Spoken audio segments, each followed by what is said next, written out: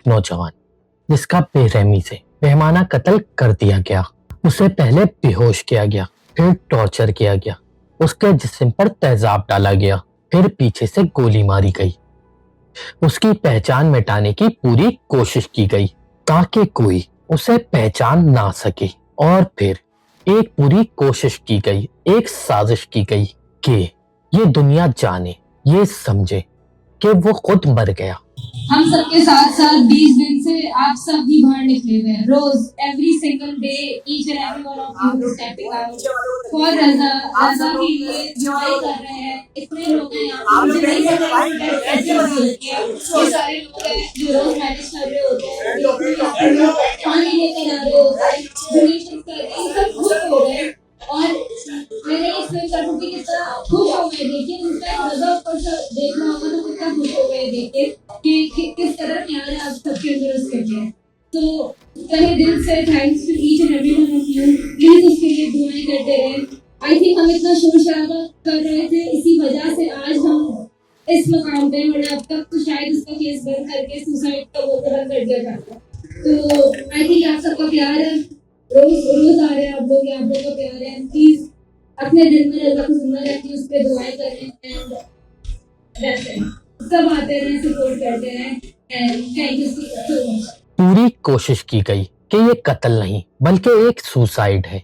Suicide ये लफ्ज एक इंसान जिसका कत्ल किया गया उसके नाम के साथ ये वर्ड लगाना, ऐसा जाहिर किया गया कि वो कर्जों के बोझ के तले था, जिसकी वजह से उसने खुद को खुद खत्म कर लिया। पहला पोस्टमार्टम सुसाइड। किसको बचा रहे हो आप भाई? इन्वेस्टिगेशन टीम 90% कन्विंस कि ये सुसाइड का केस है। मीडिया, फाइनेंशियल प्रेशर था और इसने खुद ऐसा किया। कुछ चुल्लू भर पानी है तो शर्म से डूब के मर जाइए।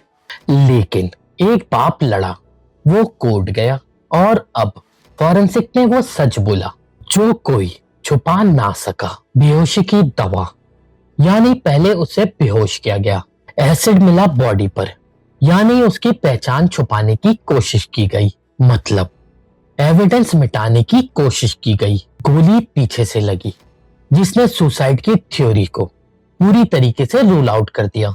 ये सुसाइड नहीं था, ये एक प्लान्ड मर्डर था, कैलकुलेटेड, सोचा समझा कत्ल।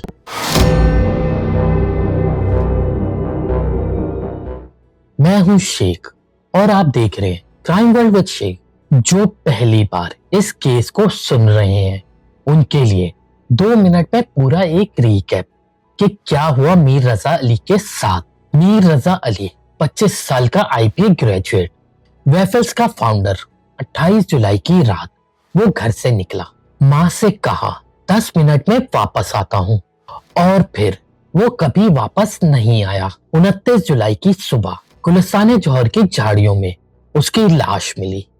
लाश, चेहरा इतना ज्यादा डैमेज था कि बाप ने उसे सिर्फ उसके कपड़ों से पहचाना। पहला पोस्टमार्टम सुसाइड। फैमिली ने रिजेक्ट कर दिया। ऐसा पोर्ट्रे किया गया कि वो कर्जों के बोझ तले था, जिसकी वजह से उसने सुसाइड किया। इसका जवाब उसके बाप के सिर्फ एक बयान में मिलता है। उसकी 4 ब्रांचेस थी। अगर 3 करोड़ का कर्ज था तो वो इजीली अदा कर सकता था। ये एक बात बहुत ज्यादा इंपॉर्टेंट थी। बाप ने कोर्ट से रुजू किया, कोर्ट ने ऑर्डर दिया, कब्र खोली गई। सेकंड पोस्टमार्टम, और अब फॉरेंसिक रिपोर्ट ने सच बोल दिया। ये था इस केस का बैकग्राउंड। अब आते हैं उस सच पर जो आज पूरी दुनिया के सामने है। फॉरेंसिक रिपोर्ट सुनिए ध्यान से। Sindh forensic DNA laboratory, university of Karachi, body के सैंपल्स माँ बाप के रेफरेंस सैंपल से मैच किए गए। कंफर्म वो बॉडी मीर रजा अली की थी। और एक और चीज, क्राइम सीन से एक टूटे हुए गमले के पीसेस मिले जिस पर खून था। वो खून किसी और का नहीं बल्कि मीर रजा अली का था। मतलब crime scene confirm, identification confirm, मतलब वो वहां मौजूद था, उस गमले के पास, उन झाड़ियों के पास। इसके अलावा मीर रजा अली की टी शर्ट का फॉरेंसिक केमिकल एनालिसिस किया गया। क्या मिला? पहला, हाइड्रोक्लोरिक एसिड के ट्रेसेस, बॉडी पर एसिड था। दूसरा, बेहोशी की दवा, उसकी बॉडी में उसके ब्लड सैंपल से बेहोशी की दवा। एक और चीज, गन शॉट रेसिड्यू, शर्ट के पिछले वाले साइड पर था, ज्यादा कंसंट्रेशन, जिसका मतलब गोली पीछे से चलाई गई। 3 फाइंडिंग, तीनों शॉकिंग। एसिड क्या कहता है? किसी ने पहचान छुपाने के लिए, किसी ने टॉर्चर करने के लिए मीर रजा अली पर एसिड डाला, डेलिबरेटली एविडेंस को डिस्ट्रॉय करने के लिए, आइडेंटिटी छुपाने के लिए। सोचना इसको, कत्ल करना काफी नहीं था, उन्हें किसी भी तरीके से मीर रजा अली की पहचान छुपानी थी, जिसमें वो फेल हो गए। उसके बाप ने उसे उसके कपड़ों से पहचान लिया। बेहोशी की दवा, वो क्या कहता है? मीर रजा अली को पहले बेहोश किया गया, किसी ने उसे कुछ पिलाया या इंजेक्ट किया, और जब वो हेल्पलेस था, जब वो लड़ नहीं सकता था, जब वो रेजिस्ट नहीं कर सकता था, जब वो चिल्ला नहीं सकता था, तब पीछे से उसे गोली मारी गई। गन शॉट रेसिड्यू क्या कहता है? शर्ट के पिछले वाले साइड पर गन शॉट रेसिड्यू की कंसंट्रेशन पीछे ज्यादा थी। एंट्री होल छोटा था, एग्जिट होल एंट्री होल से करीबन 6 गुना बड़ा होता है। 6 गुना एंट्री होल छोटा, 6 गुना एंट्री होल छोटा, एग्जिट होल 6 गुना बड़ा। गोली पीछे से चली, कोई उसके पीछे था, किसी ने उसे पीछे से गोली मारी। मीर रजा अली की बॉडी पर मल्टीपल इंजरीज के निशान थे, हेड, फेस, नेक, बैक, चेस्ट, फुट, ये सब मौत से पहले ही इंजर्ड कर दिए गए।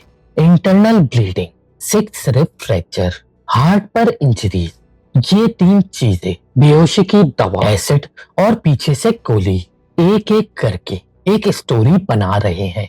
एक ऐसी स्टोरी जो किसी को भी सोचने पर मजबूर कर दे, जो किसी की रूह तक को भी कांप दे। एक इंसान को पहले बेहोश किया गया, फिर टॉर्चर किया गया, हेड, फेस, नेक, बैक, चेस्ट, फुट, हर जगह टॉर्चर किया गया।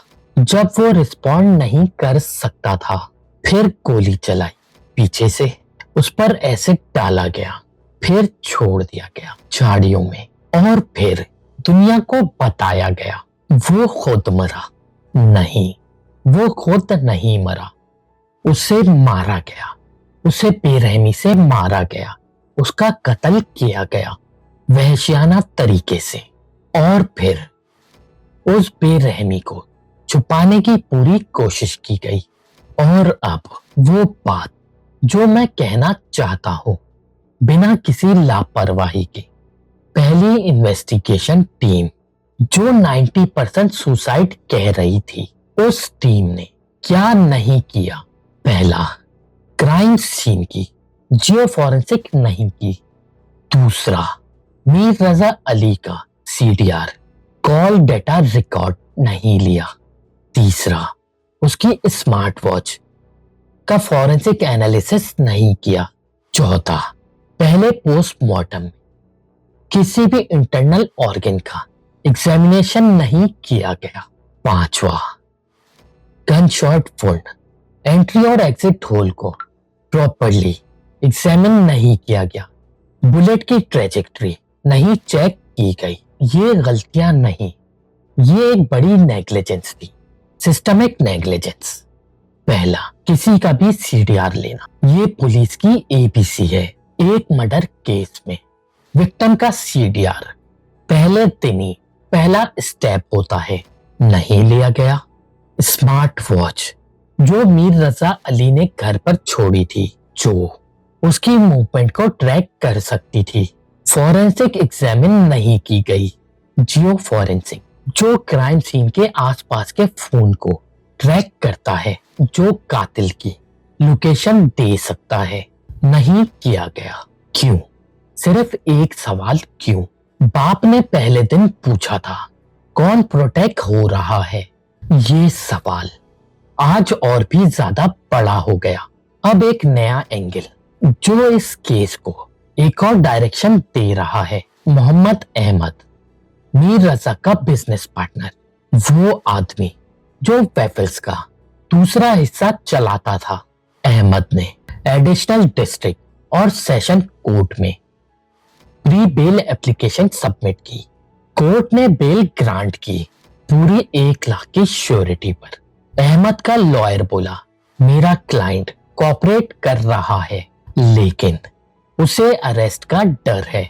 बेल, प्री अरेस्ट बेल, एक बिजनेस पार्टनर को मर्डर केस में प्री अरेस्ट बेल क्यों चाहिए? अगर इनोसेंट है तो डर क्यों? अगर कोऑपरेट कर रहा है तो बेल क्यों? किस बात का डर? कोर्ट ने 15 अगस्त को अपीयरेंस मांगी थी अहमद की और इन्वेस्टिगेशन टीम की। ये एंगल अभी डेवलप हो रहा है, लेकिन ये एक फैक्ट है, मीर रजा अली का बिजनेस पार्टनर मर्डर केस में प्री अरेस्ट बेल पर है। और अब वो सवाल जो मैं डायरेक्टली पूछना चाहता हूँ, मीर रजा के ब्लड में बेहोशी की दवा, किसने उसे बेहोश किया? कौन था वो जो उसकी पहचान छुपाना चाहता था? रात के 4 बजे वो टैक्सी में बैठा सॉन्ग सुन रहा था, फ्रेंडली था, मतलब उस वक्त तक उसकी बॉडी में बेहोशी की दवा नहीं था। तो कब दिया गया? कहां दिया गया? क्या कोई उस रात गुलिस्ताने जौहर में उससे मिलने वाला था? क्या किसी ने उसे वहां कुछ पिलाया? ये सवाल इस केस का सबसे इंपॉर्टेंट सवाल है।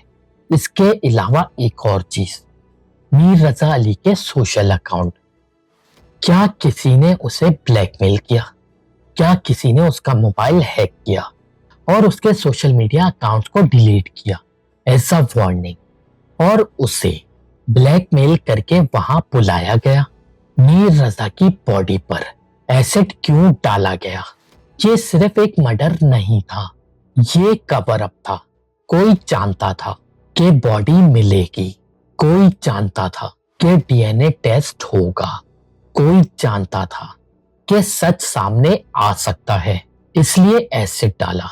ये एक कैलकुलेटेड स्टेप था, प्रीमेडिएटेड। एक और इम्पोर्टेंट बात, अहमद जो बेल पर है, वो उस रात कहाँ था? क्या उनके दरमियान उस रात कोई कनेक्शन हुआ? कोई बातचीत हुई? क्या कोई फाइनेंशियल डिस्प्यूट था? पुलिस इन्वेस्टिगेशन कर रही है, लेकिन ये जवाब अभी नहीं मिले। मीर हुसैन अली, एक बाप जो पहले दिन से कह रहा था ये मर्डर है। जब पुलिस ने कहा सुसाइड, उसने कहा नहीं। जब मीडिया ने कहा फाइनेंशियल प्रेशर, उसने कहा झूठ। और फिर वो लड़ा, कोर्ट गया, पिटीशन डाली, मेडिकल बोर्ड के लिए लड़ा, गवर्नमेंट ने बोर्ड बदली, उसने रिजेक्ट किया, दोबारा लड़ा, कब्र खुलवाई, और आज डीएनए कंफर्म, एसिड कंफर्म, बेहोशी की दवा कंफर्म, पीछे से गोली लगी। एक बाप का हिसाब अब पुलिस की फाइल्स में, अब कोर्ट में, अब फॉरेंसिक में। लेकिन मीर रजा की फैमिली को इंसाफ तब मिलेगा जब कातिल सलाखों के पीछे होंगे। तब तक ये बाप लड़ता रहेगा और हम उसकी आवाज बनते रहेंगे। बिजनेस पार्टनर बेल पर है, डीवीआर ढूंढा जा रहा है, एनसीसीआईएस से थ्रेट इंक्वायरी पेंडिंग है, डिजिटल ट्रेल एग्जामिन हो रही है, और वो कातिल जो अभी बाहर हैं, जो सोच रहे हैं कि वो भाग गए हैं या बच जाएंगे, उनका सच डीएनए ने दुनिया के सामने ले आया। बहुत जल्द कातिल पकड़े जाएंगे, और जब कातिल पकड़े जाएंगे तब हमारा पार्ट 4 आएगा। मीर रजा अली ने कुछ गलत नहीं किया, उसने मुल्क में रहकर कुछ बनना चाहा, फ्यूचर बनाना चाहा, और जो भी इस बेहमाना कत्ल के पीछे है वो बहुत जल्द पकड़ा जाएगा। मैं हूं शेख और आप देख रहे हैं क्राइम वर्ल्ड विद शेख। मिलते हैं नेक्स्ट केस।